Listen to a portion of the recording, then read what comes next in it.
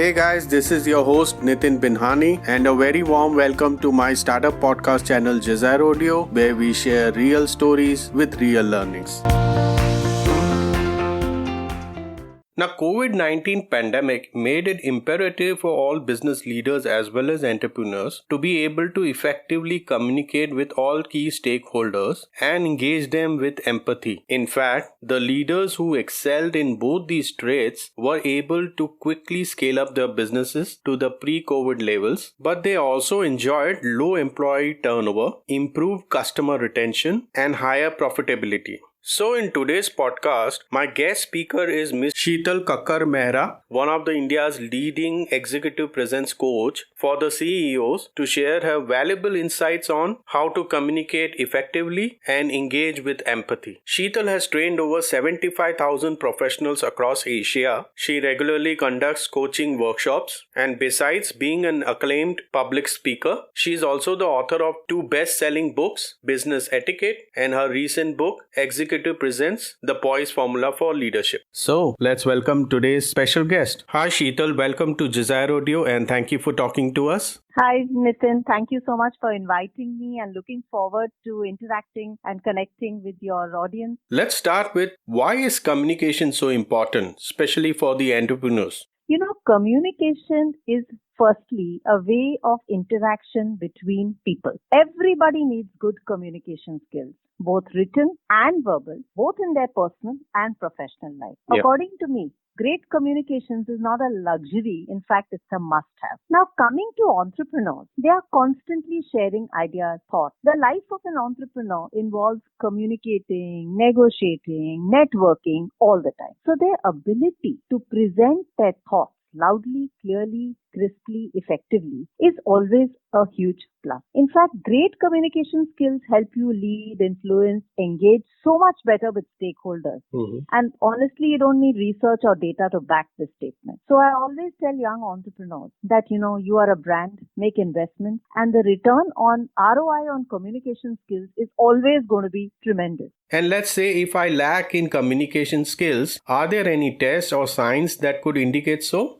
There are plenty of tests online, offline, but I will give you a few simple tips that will help you understand if you have poor communication skills. Yeah. Number 1, do your team members or clients frequently ask you to repeat yourself? 2, does your team do things very differently from what you thought you had explained to them in a meeting a few weeks ago? 3, do you hog 70% of the airtime in a meeting? 4, are your team members exceptionally quiet during meetings and rarely share any feedback or ideas? And 5, finally, if you are unable to sell to the best of your potential, your communication skills need to be upgraded. Don't need to take a test to prove that to yourself. So how does one learn to improve their communication skills?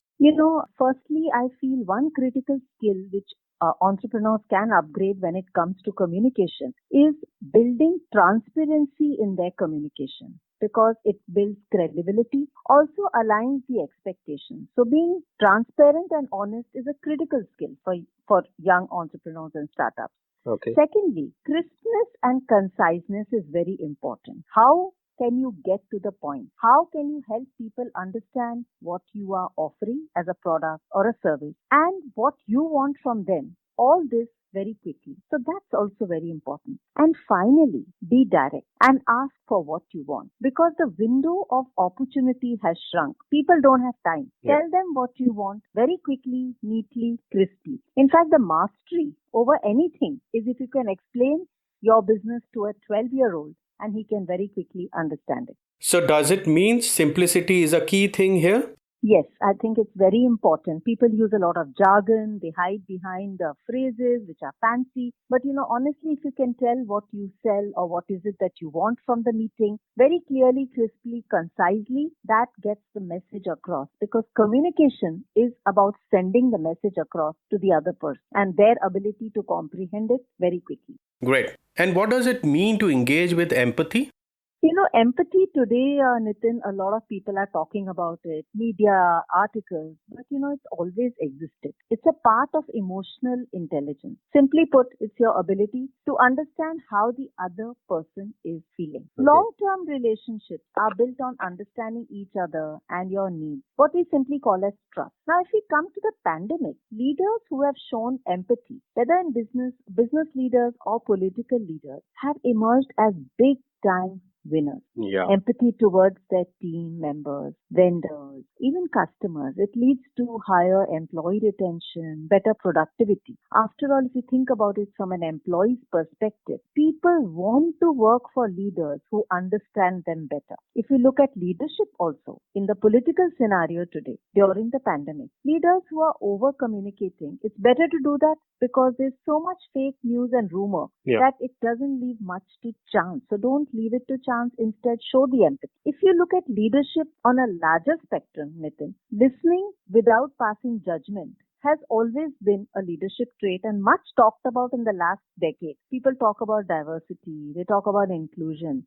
But honestly, a leader who listens without passing judgment automatically takes into account diversity and inclusion. So I think that's very important. Even connecting with people with empathy. There are so many mental health issues which have for the first time been discussed on a global platform. There are multiple levels at which empathy works, both for the leader as well as for the organization. In fact, Nitin, I'll go a step further and say there's a direct link between empathy and creativity as well. Okay. Because enhanced sensitivity to thoughts and feelings leads to more innovation, even better customer experience. So on every parameter, it helps. Even empathy towards vendors, keeping them in business, ensuring that they're able to deliver on time and helping them wherever you can. So we have seen it on display for the first time at such a vast level on a global platform during the pandemic. So I think, yes, it is important and it's a wonderful skill for a leader to learn, polish, and of course display.